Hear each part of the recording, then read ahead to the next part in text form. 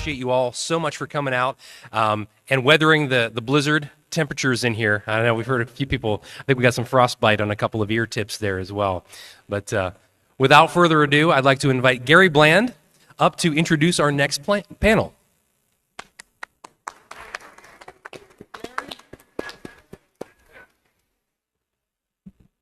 Hello, everyone. Thanks for attending the conference. I believe this is the last session of the day.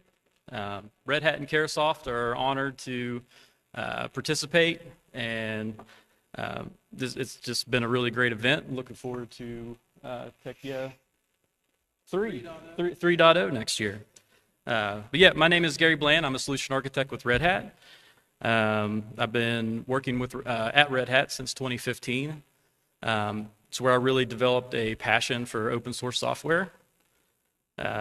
In the past, Red Hat's mostly been known for our operating system, Red Hat Enterprise Linux, but over the last 5 or 6 years, our Ansible automation and OpenShift Kubernetes platforms have really taken off and helped transform the IT landscape. Red Hat software and services is utilized across most government agencies and also commercial entities. And we also team up with small businesses to help with those missions and projects, which kind of leads me into this next session. So I'd like to welcome the speakers, Contracting Officer Tammy Clark, Small Business Specialist Barb Klauser. They're both from FBI CJIS, and then also George Murray from the Small Business Administration. So thank you all for taking the time to speak with us today, and I'll turn it over to Mr. Randy Cottle.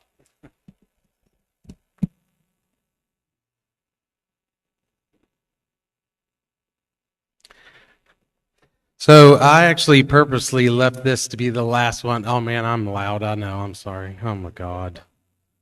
Off to a great start. So basically, I purposely left this to be the last one to make sure folks did stick around because, this is a great panel here. So who better to talk to? So I have a really hard-hitting question right out of the gate. Who are you? And this is a three-parter, if you will. What do you do, and how did you get here? So we'll start with Barb. Thank you, Mr. Sajak. My name is Barbara Klauser. I've had several names throughout my bureau career. Some of you have known me as Rogers. I've been Klauser, and actually Thursday is my 12th anniversary to Mr. Klauser. I have been with the Bureau 28 and a half years. What brought me here, what I believed was a huge mistake. Back in 2003, I had the pleasure of being an evaluator on the NICS call center recompete back in 2002, and I absolutely loved the process of reading all the submissions and evaluating and writing up responses, and I thought I could do this for the rest of my career, and I got the job. And I hated it, and I went home crying every night for 3 months because I didn't understand the other portions of procurement. But 20 years later, here I am. I enjoy what I do. Small business specialist. Just handed off the hat of competition advocate, industry outreach. I am your tax dollars at work. Thank you very much. Tammy? I'm Tammy Clark. I am an acquisition strategist for the FBI with our procurement section front office, which is located down in Huntsville. How I got here, I'm born and raised in West Virginia, so I'm a hometown girl just down the road in Clarksburg. I'll celebrate my 27th year anniversary with the FBI in July, so I'm looking forward to retirement. I came up here to Morgantown. I'm a VU grad, go Mountaineers. So how I got into procurement was my first time I was introduced to it. I worked, some of you are going to be very familiar with this program. It was the index program that CJIS did. I worked underneath the unit chief at that time. And then I went down to work in ITMS as a assistant to the Corps on another very familiar program called SOSRP that many of you in this room worked on as well. Yep, Grace, Terry, yep, that's where we first met.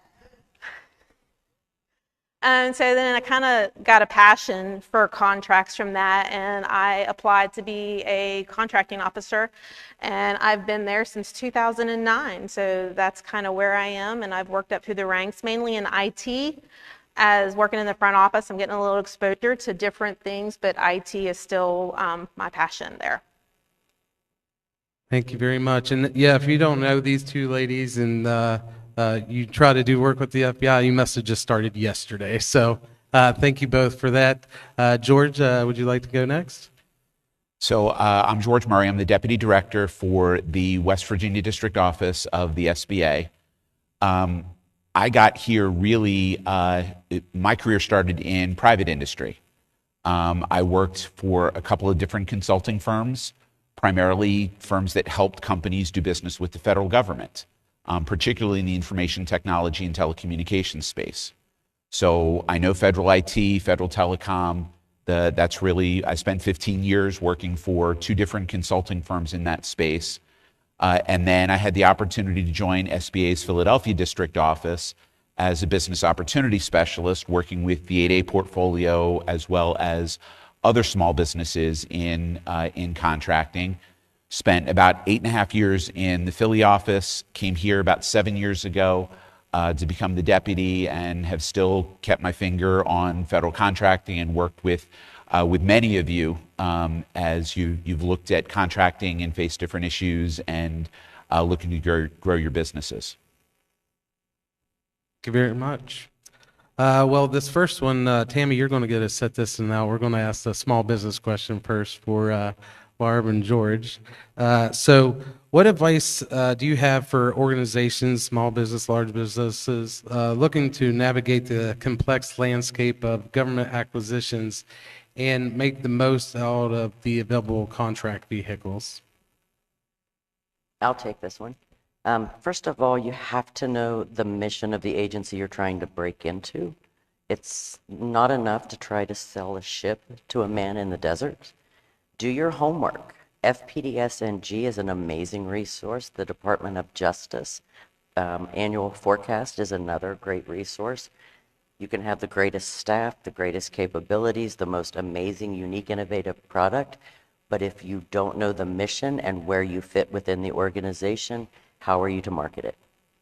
So that would be my first recommendation. The second is be versed in how we buy. The FBI follows category management.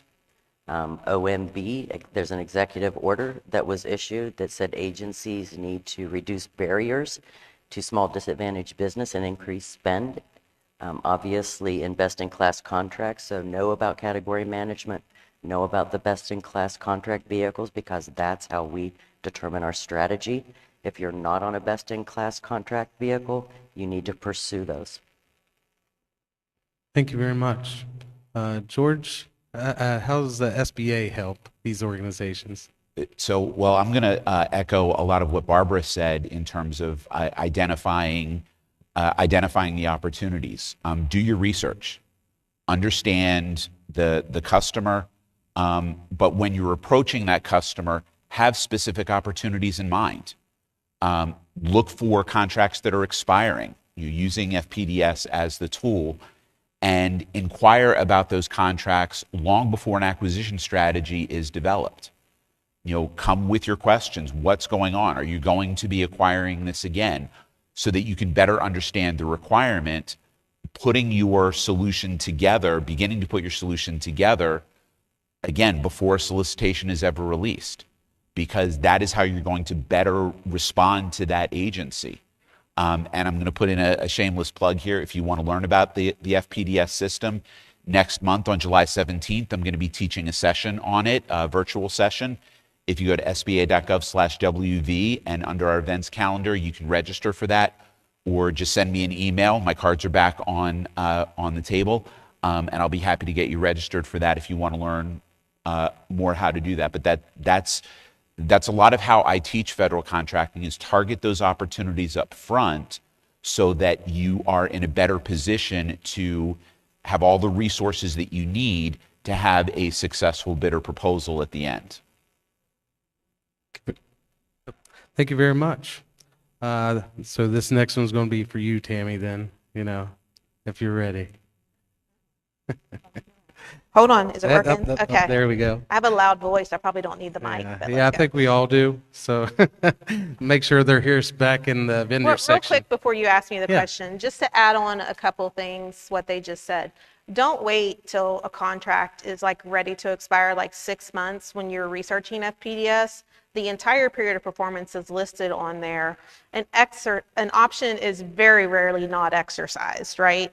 So make sure like 12 to 18 months out is when you're starting to ask questions about that. Don't wait. 6 months, it's too late. The new strategy has already been determined.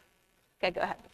Yeah, and actually, to piggyback off that, have you found where companies or something will come and they'll try to push you on a contract vehicle that they have, or try to go small, or Yes. 8A, or some of those things? Yes. Yeah, yeah. But 6 months, no. 6 not months gonna is too happen. late. What is that special number? No, I'm just kidding. 18 months? 12 to 18 months 12 to 18 minimum. months? Minimum. Okay. Yep. There you go. Now write that down. Make sure somebody is.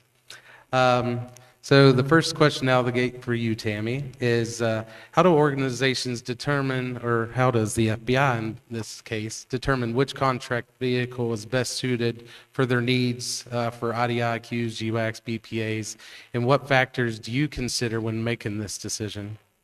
Okay, so I'm going to read off my phone. I apologize.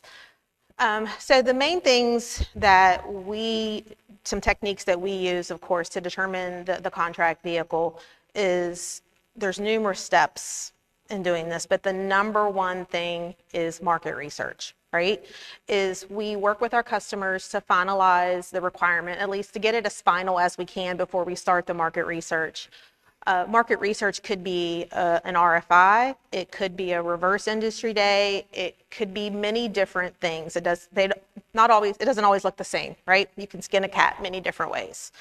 But that market research is very critical for us to understand what is out there in industry, what companies have these capabilities, and where are these companies located, where can we get to them. The research will also, by the responses we get, we're going to be able to tell if you know what you're talking about, right? We can read between lines if you're giving us just your plain old PR type response, or you're really digging into the specificity of the requirement. We analyze all of that information and we look based on all of the positive responses, where are most vehicles, where are most companies that truly have the capabilities, where are they located? Are they on GSA schedules? Are they on a NASA SUB? Are they on, are they not on a schedule that we would have to go open market? So that market research is critical for us to identify where they are. In addition, it also helps us decide what type of approach are we going to take. If we are looking for a true solution, we're probably going to take a statement of objectives approach. We're going to give you a very broad objective to be very flexible with the type of solution with some constraints added in there. Or are we going to have a straight statement of work, right? Just more like staff augmentation. So that market research really drives us to determine that acquisition strategy. So that's critical that you play in that. And we'll get to that a little bit more later. Thank you very much. Yeah, and I know some companies think that, hey, we did this market research, there's going to probably be a contract or something coming out 6 months later. But again, sometimes that's just you going into other contracts, and it's not specific. Sometimes there's never truly a contract, that we're just really looking for information. Majority of the time, there is a true requirement. Yeah, thank you very much. I'm going to go back to the small business here. What government programs does your organization offer to aid entrepreneurs? We'll start out with George on this one. So really, that's the purpose of the SBA. Everything that we do is geared to aid entrepreneurs. From the district office level, there's 3 areas that we work in general. The first is in just to cover why we're here. It's in government contracting. So as an agency, we oversee the certification programs. At the district level, we offer trainings on the programs. We help businesses through the certification process, answer questions, whatever we can do on that end, as well as teach the process for how do you go after federal contracts. We do a lot of that. So that's area number one. Area number two, we have finance programs. So small businesses that need capital either to start, to be able to grow. We've got different loan guarantee programs where we work with lenders, and virtually every lender in West Virginia is eligible to work with our programs. So we work with the lenders so that as a small business goes, if they need, they bring their business plan, their financial projections, but they don't qualify for a standard loan program from that bank or that credit union, then that bank can come to the SBA and request a guarantee, and we can guarantee up to 85% of what that business would owe should they default on the loan. So we act as a cosigner to some degree. So we certainly help on the finance side. And then the third area that we work at the district level is in what we call technical assistance. So we have resource partners that we fund, Small Business Development Center, Women's Business Center. We also work with SCORE and Veterans Business Outreach Center, and our newest partner, Community Navigator, to be able to just provide free business counseling, low-cost training to small businesses in really any area of business, whether it's from just getting the business started, how to create a business plan, registering the business, licensing, marketing, accounting, bookkeeping systems.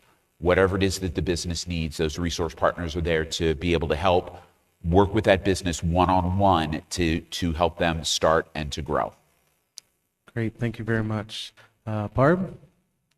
The FBI has a pretty robust small business program. It's run by 3 individuals, me, myself, and I. I'm I here know all right. 3 of those. Yeah, I'm here right now. So me and myself, I'm hoping they're being pretty productive. We've developed an industry-facing portal at biz.fbi.gov. That portal provides a vast array of information that includes details on areas of interest to the FBI. If we have posted something on sam.gov or GSA that is of interest to industry or high profile, we are putting postings there to point you to those high-level solicitations. There are requests for demonstrations. For example, we are interested in a contract writing tool.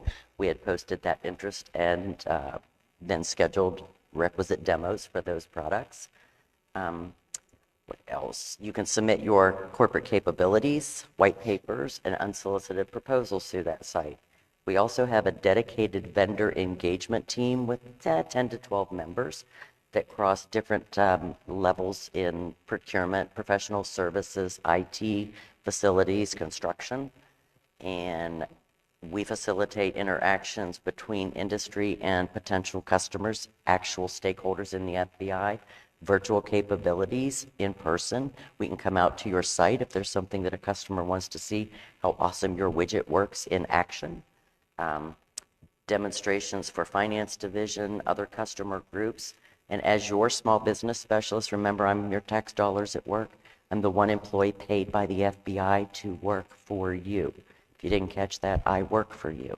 If you have questions, if you need assistance, you can call me. You can email me, B.A. Clouser, Clouser, @fbi.gov. I personally meet every year with 6,000 to 8,000 companies just like you. Just like you. I have over 300 one-on-one capabilities presentations. Since COVID, it's been virtual. I have 10 to 12 events such as this. I travel all over the country. I do educational sessions, doing business with the FBI. If you are new and you want to know the who, what, when, where, how, that inside scoop of what we buy, where we post, how much we spend, set up a virtual presentation, B.A. Clouser @fbi.gov. We spend $4 to $4.5 billion annually on contracted services. I am here to help you get your share of that tax dollar.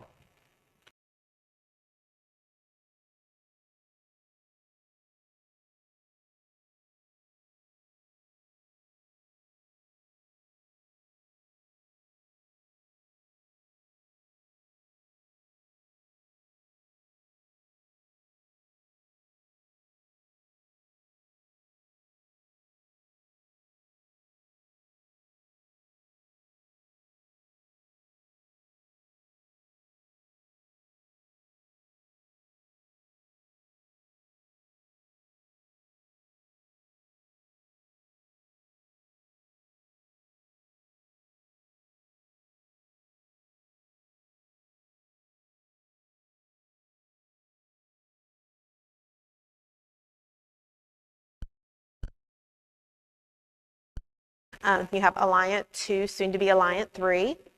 You have Oasis, Stars 3, and I think Vets is a 3 now as well. So, like I said, I can't speak for other organizations, but some benefits that from the FBI's perspective of why we like GSA.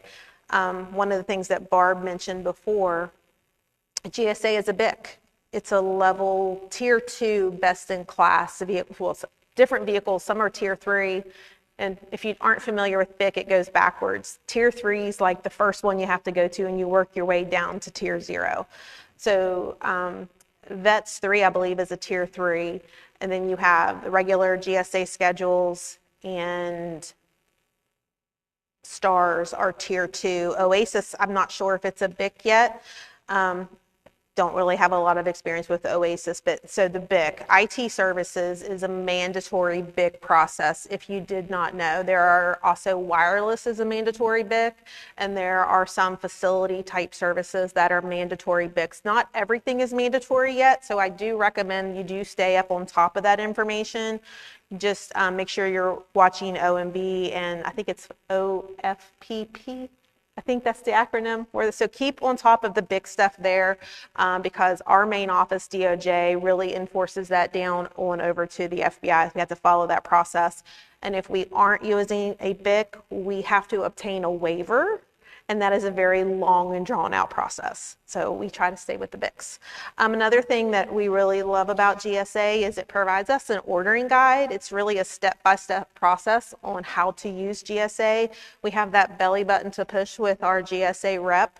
So it's really good. One thing else, it is very flexible to use, very streamlined. Also, for most of the vehicles, you have a set maximum price for an LCAT. So you already know, if you have a statement of work type thing, you already know what your maximum price could somewhat be. It really helps us develop IGCEs. Also, the GSA Calc tool is very good for creating a government cost estimate. Multiple vendors. The IT Mass, just if you're not aware, there's over 4,300 companies on the IT Mass. So there's just a ton of available vendors out there for us to reach quickly. It does it now, it hasn't always done it. Small business set-asides are very good and streamlined on GSA. And this is one thing that I love and dear to my heart. It keeps me in FAR Part 8. Which is that streamline. If it's not there, it doesn't say you can't do it, you can do it. The other areas of GSA has you in FAR Part 16. A little more requirements that you have to watch when you're in FAR Part 16, but it is doable. It's not as flexible and streamlined as Part 8. So those are the benefits from me as an 1102 of why we really like GSA. Thank you very much. And you actually just hit on something that rolls right into our next question. It's like we had this. And I didn't even know planned. it. I mean, yeah, it's crazy. How crazy is that? We're doing shtick up here. How does your organization support sole source and set-aside programs for small businesses in the tech industry? And can you provide some examples of how these programs have benefited small business? I guess we'll start with Barb as the small business specialist. So I want to start by saying that the FBI does exhaustive, let me say it again, exhaustive market research. Our market research template alone is 26 pages long. We require that the customer and our contract staff thoroughly look at every facet of the market and the research available when they determine if a requirement's going to be truly a sole source. When I say a true sole source, is there something proprietary in nature? Is it something that is, owned by, the service that has one authorized reseller? Is it something covert or classified that we can't put out, something that we truly have to sole source? Not because I really like it and this contractor has done an amazing job and I don't have time to retrain new staff. Those are not sole sources. Denied. I do have that rubber stamp. It's the only rubber stamp I have. Denied. Or She if an does. acquisition is going to be set aside. You agree, right? Oh, you have a denied stamp for sure. I definitely have a denied stamp. If you were in Huntsville last week, I am a pit bull for small business. Trust me. So I can honestly say that we look at every single acquisition over $10,000 unless someone is circumventing my office for small business, period. If it's over the micro purchase threshold, it comes across my desk. If it indicates that there are 2 or more small businesses, it's set aside. No exceptions, no questions asked, unless it's a true sole source.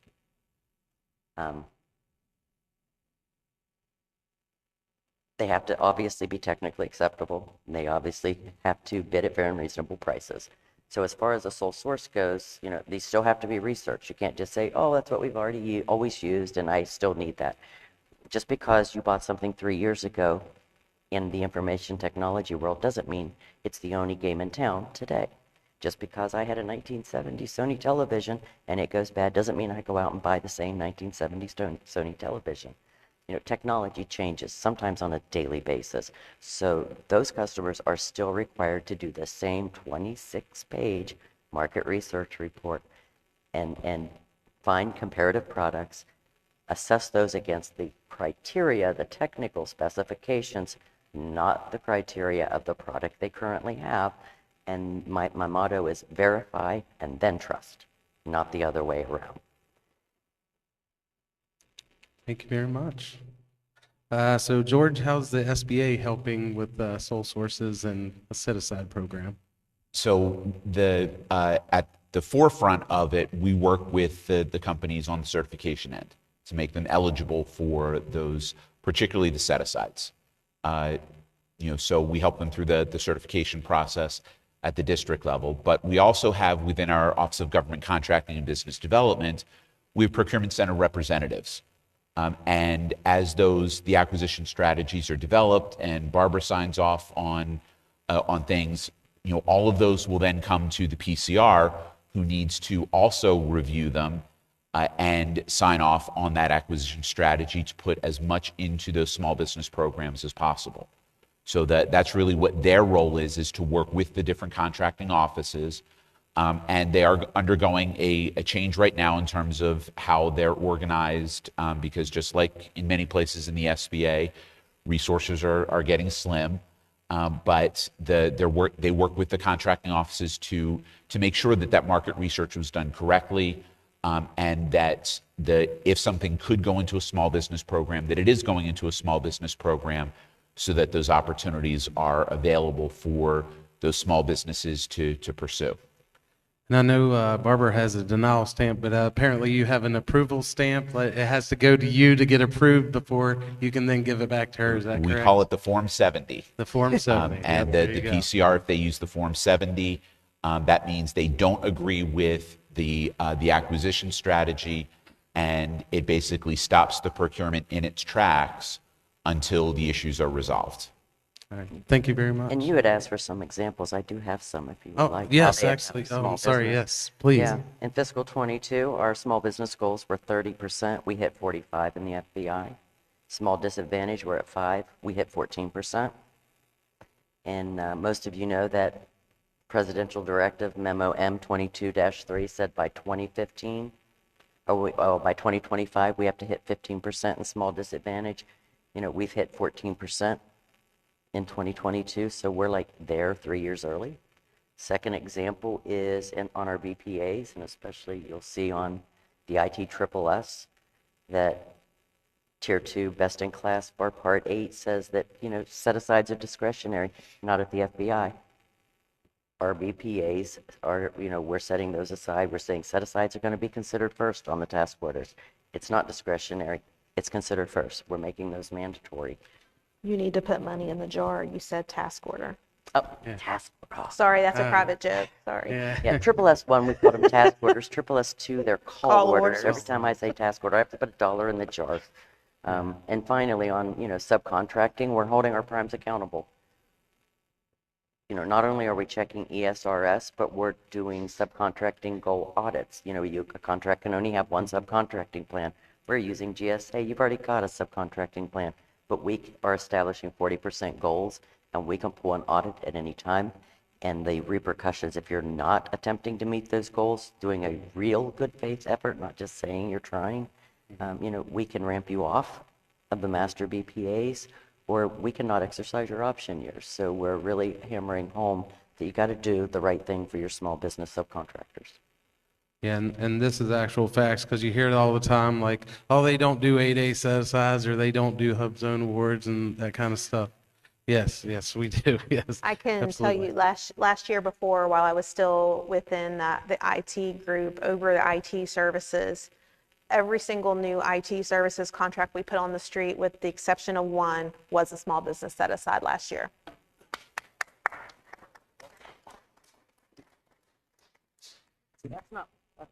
I know.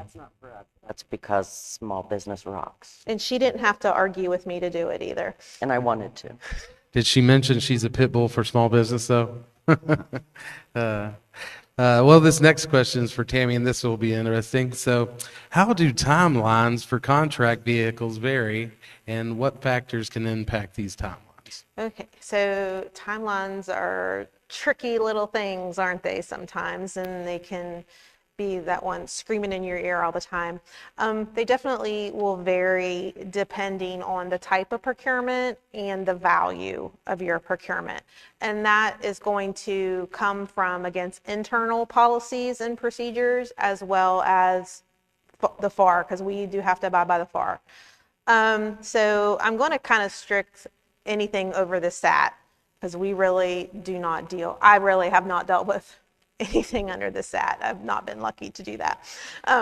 So the main thing over the SAT, you could have a procurement sometimes take as low as 30 days, or it could take 15 to 18 months. I mean, it does really vary. One of the things that will cause this, as stated, is dollar value.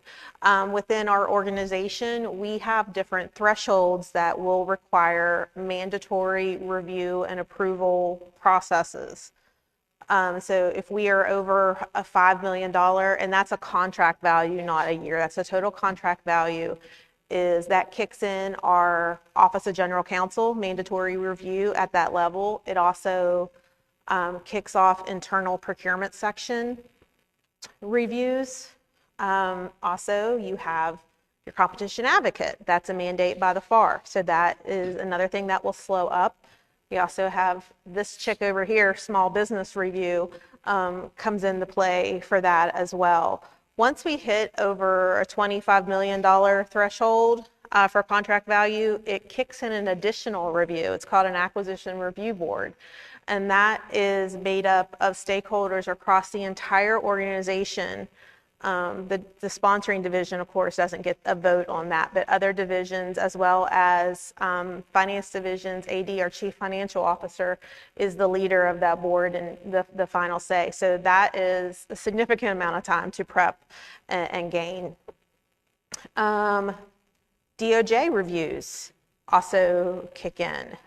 If we are not doing a small business set aside, it is required to go across, I still say across the street, even though we're in North Virginia, it has to go over to the DOJ Small Business Office for their approval and then forwarded to the SBA. If we're doing a small business set aside, she usually it doesn't go anywhere, does it? Or does it? No, so that helps us if we're doing that set aside.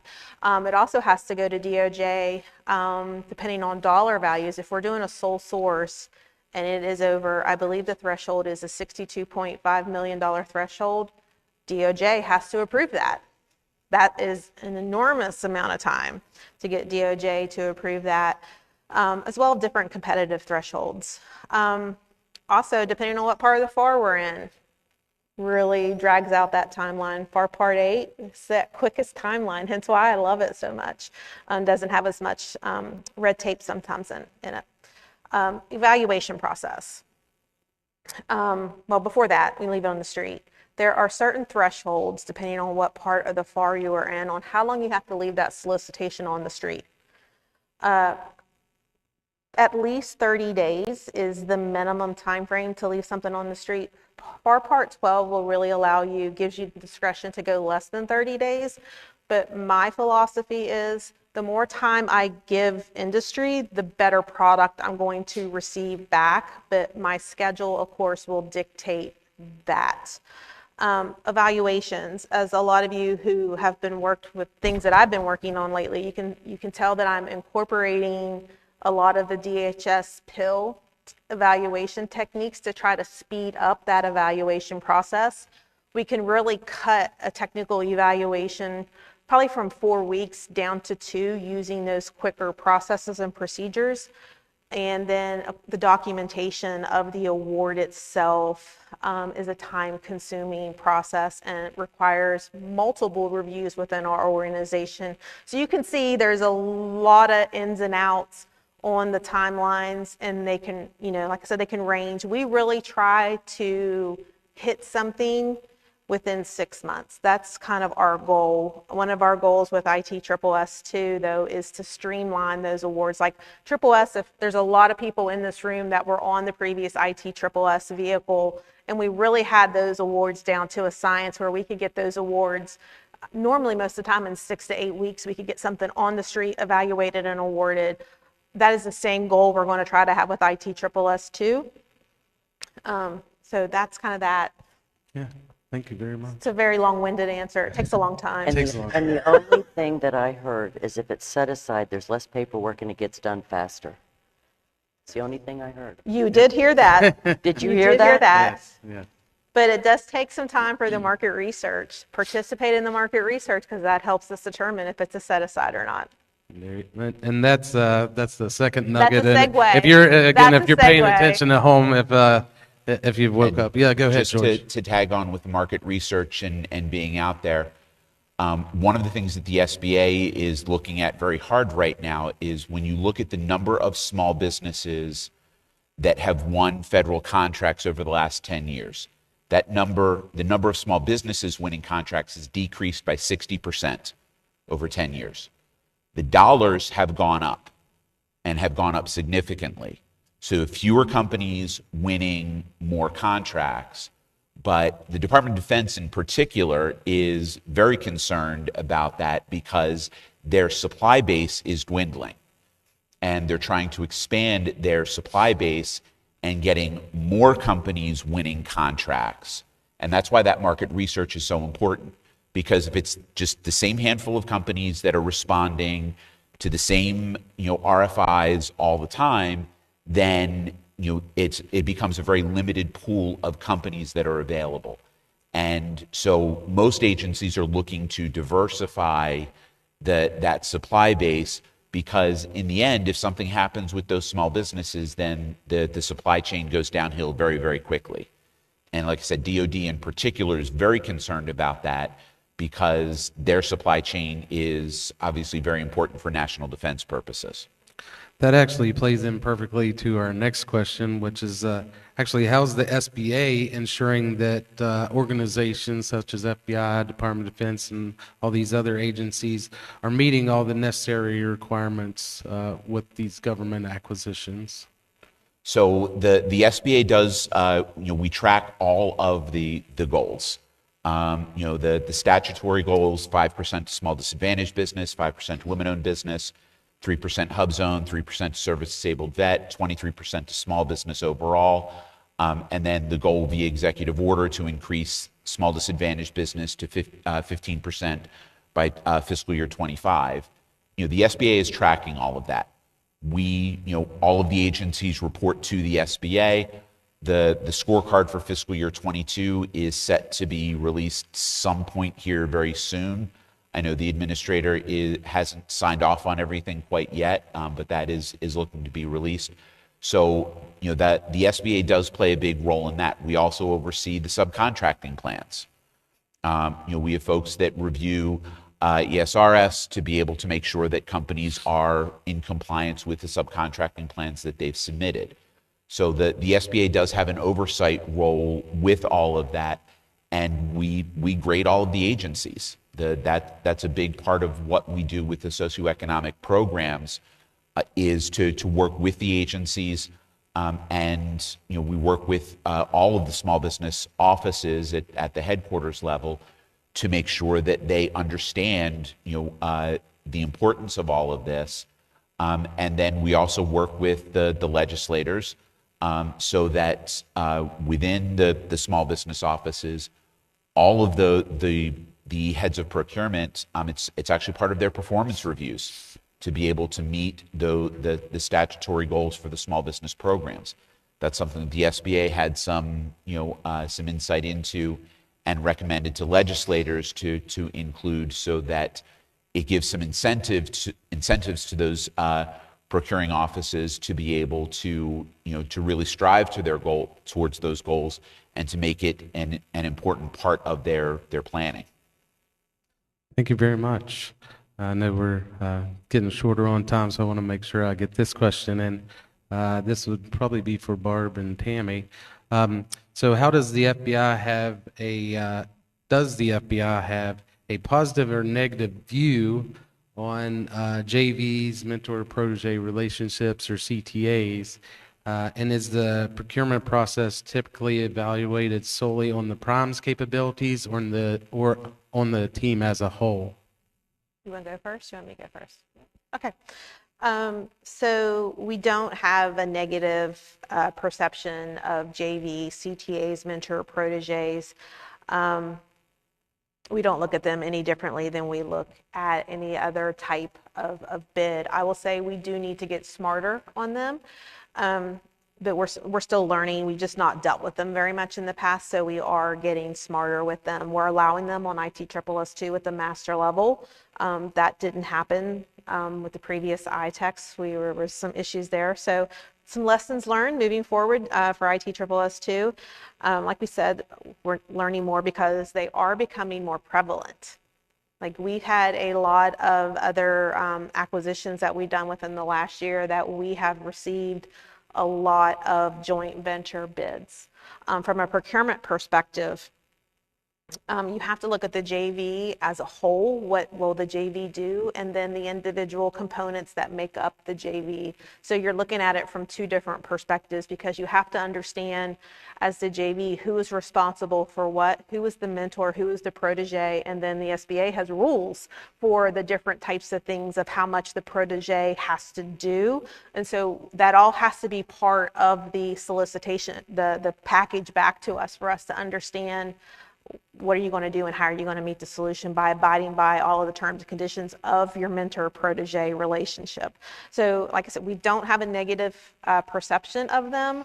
We do just need to get smarter on them. So the more we get, the better we're going to get. From the small business perspective, I love the JVs and the CTAs. When I say that the FBI is not in the contract business, we're in the partnership business, this doesn't mean from the government to industry. That means from primes to their subcontractors and their teammates. You have to be partners to each other. What good is a relationship amongst industry members if your prime never works with a sub, if they don't call you, if they don't do work share? So I think that starts, and the CTA and the JV is a good place to start that partnership. There's more power in what you offer me as a family and as a team than what you can bring singularly to the table. Thank you very much. And then I have one last question.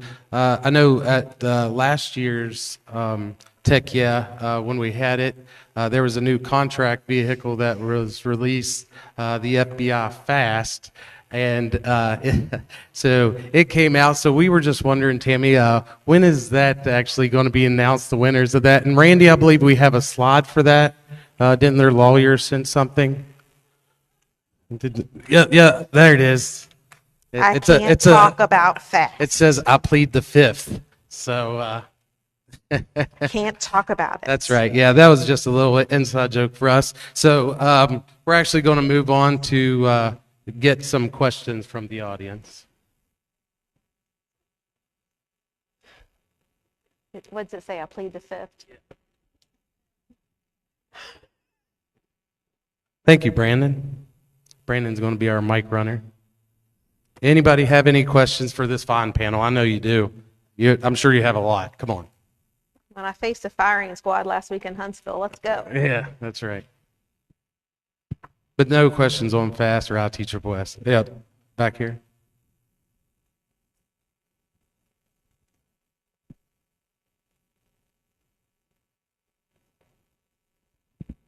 Mike Taylor, good to see you guys. So regarding the vendor engagement teams, I think about That's a bunch of incoming information. And it's awesome what's been set up. But have you thought about how you're going to curate that information? So if my company exists today, hopefully if I do my job as a business developer, it changes over the next coming years. Your mic's not on. Yeah, I'm having a difficult time hearing you. It's kind of reverbing. Does that come closer? Come Okay. close and yell at Come me like my children closer. do. So I love it. I love it. Get Yeah, comfortable. tell me about it. So I submit information into biz.fbi.gov, and that's great. It's awesome the way it worked. It's awesome. My company exists the way it exists right now. Hopefully, if I do my job well, it changes over time. Is there a process by which you guys have thought about how to curate that over time so what you understand about A1C partners today is going to be different in 12 months, in 24 months? Is there just fill the form out again, resubmit another capability statement again? How can I keep that current as our company changes in maybe ways that would benefit or add value to the FBI? Yeah, a mail slot for the sake of just dropping information in is not useful. If something changes within your company that you think we need to know about, BA Klauser at FBI.gov. Ping me directly. What we do with that information, just, for your own purposes, is when that comes in, a vendor engagement member will send you that can. Thank you very much for your submission, blah, blah, blah. Where it goes from there is I review them. They go to the CIO's office if they're IT related because they have that more enterprise vision of what's going on. They know what customer or customers are interested, say, in Zero Trust, whereas I don't have that access, and they will send those capabilities or white papers to those individuals. They go into a market research library because not a day goes by that a CO or customer doesn't say, hey, Barb, can you give me a list of 10 companies that do this capability? Or a CO say, hey, I need an easy button. I need you to send me 5 8A companies that have professional services in this area. And I can quickly do a search in the capabilities market research library because they're broken down by category management, professional services, IT, telecom, facilities, aviation, whatever, and I can farm them however many they ask, just randomly, or send them all of them, send them a link, and they can access that for market research purposes. They also get sent to the buying unit chief, so that they can disseminate it amongst all their contracting officers in case somebody has something on their desk. So they're not just getting dropped in a mail slot and sent into a black hole. They are being utilized. Certainly.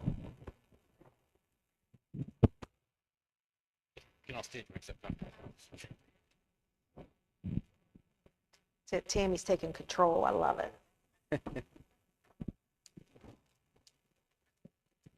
Yeah, and if you can come up to the stage, because it's hard to hear up here. It echoes back. Okay. Thanks. No worries. Good afternoon. My name is Jasmine Ali. I am the founder and CEO of Base Systems Consulting.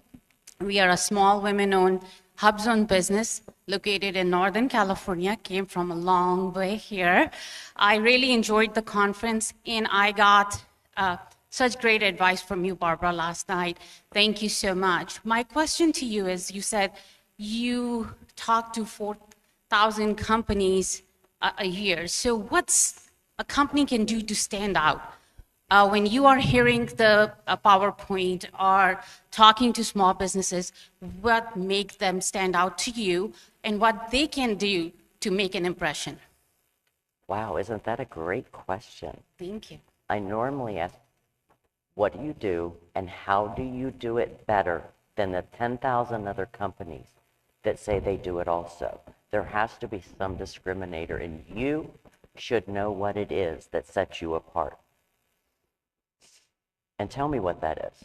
I mean, everybody sells IT. Everybody's a mid-tier integrator. I'm a value-added reseller.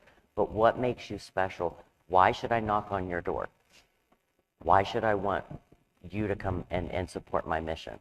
What is it that makes you unique? Is it your people? Is it your agility? Is it your price points? Are you more flexible? Do you have some secret sauce that I need to know about? Know what that is. Know thyself and bring it to me.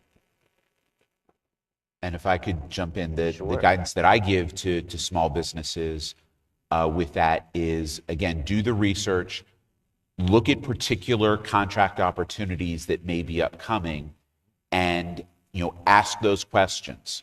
When a small business specialist gets hundreds and thousands of calls and emails in a year from small businesses, you want them to be able to respond. When you give them something to act on because they need to research a particular contract, what's really going on with that? Is it going to be recompeted? Is it going to be, are we changing things? Do we not need the requirement anymore? Is it going to go to another contracting office? When they need to research that, it gives them a reason to get back to you. That starts the dialogue. That starts the relationship, so that you can then start to express, this is what really sets me apart. I'm interested in this requirement because it appears that, that I may be able to fit this need. Help me understand it so that I can really help you, give you the information that you need to show that I can meet that need for you so that I can be considered for it. Too many companies that I've worked with, they send in the capability statement, and it's just this generic, I can do anything that you need, and they don't stand out. As a small business, you need to have your specialty. The contracting officers want the best of the best. That's what they're shooting for to a large degree. So you need to show that you're the best of the best. Yeah, and if I can add one more thing, a lot of companies, frankly, come with their hands out. Come to me with your hands full of a solution. Know my problem, know my mission, know my pain point, know what I need, and come to me with the answer. Not what do you have for me, but here, I know what you're needing. Here's how I can fill that gap. Here's how I can meet that mission. All right, we have time for one last question. There's only 1 minute left. And if there are no other questions, then, Oh, here she comes. We knew we'd get this, Tammy. Come on now. I don't know if this will be an easy question. Yeah, so Tammy Alila with Mantech. Good to see you guys. I got to ask the question, what advice do you have for companies that are looking for an acquisition time frame or pipeline, I would say pipeline of opportunities, so we can start the process of knowing where we have gaps, looking for partners to identify with so we can respond. Because like you said, the more time we have in advance of an opportunity, the better our response is going to be to you. So has the FBI considered putting out an acquisition pipeline? And I know it's hard to do that, but sometimes by the time the market research request comes out, it's really kind of too late in the process. So we'll probably tag team this response for you, Tammy. I will say we need to do a better job of that. We have not been really good at that in the past, and I don't want to push the blame to our customers, but if a customer doesn't come to us with a requirement, we don't know, other than the recompetes. We know the recompetes, but new requirements, we do need to get better and work better at pre-planning. For market research, one thing I want to say, we didn't get to that question, is do your part. Always participate in market research. We're required by the FAR to advertise our upcoming opportunities. We need you to market yourself back to us. So we need you to do your part. I understand there's bid and proposal costs associated with responding to market research, but don't assume that we know you're there and this is your expertise. So I did want to put that in. But from a pipeline is our plan from an FBI perspective and DOJ, I know you'll talk probably about that DOJ list that's out there, is we are using the BIZ site to try to advertise that upcoming pipeline as much as we can. And we're going to continue to improve on that for that purpose, for you guys to plan out your year and figure out what are the opportunities you potentially want to pursue, because it is very selective on what you put your bid and proposal cost to. So we're trying, we're not there yet, but we're trying to get there. So we do understand the importance of that. Yeah, and the pipeline's a double-edged sword. The moment we put out, and I can only go back to Triple S, when we put that pipeline out, immediately there were 46 companies Hey, what's this? When's this trying coming? to reach out to the customer. Hey, I went in, what's going on? Let me meet with you. Let me tell, and they shut down. They have not the luxury of stopping their mission support to deal with 46 people trying to market and get on the bidders list. So they quit sending them in. You know, not everyone gets to bid. Not everyone gets to, you know, to have a capabilities presentation. So it was kind of detrimental putting those pipelines out. It doesn't add any value to put out a title without putting out scope. So somewhere in the middle of that is a happy medium, and I don't know what it is. If you as partners have ideas and suggestions that's not going to drive the customers crazy, Is please, we're open. We have an obligation to talk to you guys, but no, there's only 8 hours in a day and only 40 hours in a week, and we can't get to everybody, but we do try to do our best. Yeah. And what does that look like? Give us ideas. And is that where the white papers are going to be a key role through biz.fbi.gov? Like if we as industry see Probably a need not. or a change? I don't think white papers are more. White papers are more for innovative ideas, potentially maybe unsolicited proposals, which are processed via FAR Part 15 procedures. But if you go out to the DOJ forecast, and keeping in mind that's not all inclusive, my forecast has over 46,000 lines. That is just a random sampling of various price points, simplified and otherwise. But if there is a certain requirement, There's a certain requirement that you're interested in, and you know who the current CO is on the current contract, I'd reach out to them to say, hey, is there going to be a recompete on this or not? And, you may get a response, you may not. If you do not get a response, my recommendation is to reach out to and Barb, correct me if this email is incorrect, industry outreach at fbi.gov. You will ping somebody on the vet team. We both are members of that vet team, and we can get a response for you to get you that right belly button to push. So, because I know I've been guilty of it. I haven't responded. I have over 900 emails still not opened since last week, since I haven't been back at the 700. office. So we're busy people. So we do try to answer as many as we can, as quick as we can, and just appreciate the patience and understanding. Yeah, and George, you want to comment? So when you're talking about a pipeline, and it may not be specific to the FBI and some of their projects, but I always go back to, again, the FPDS system.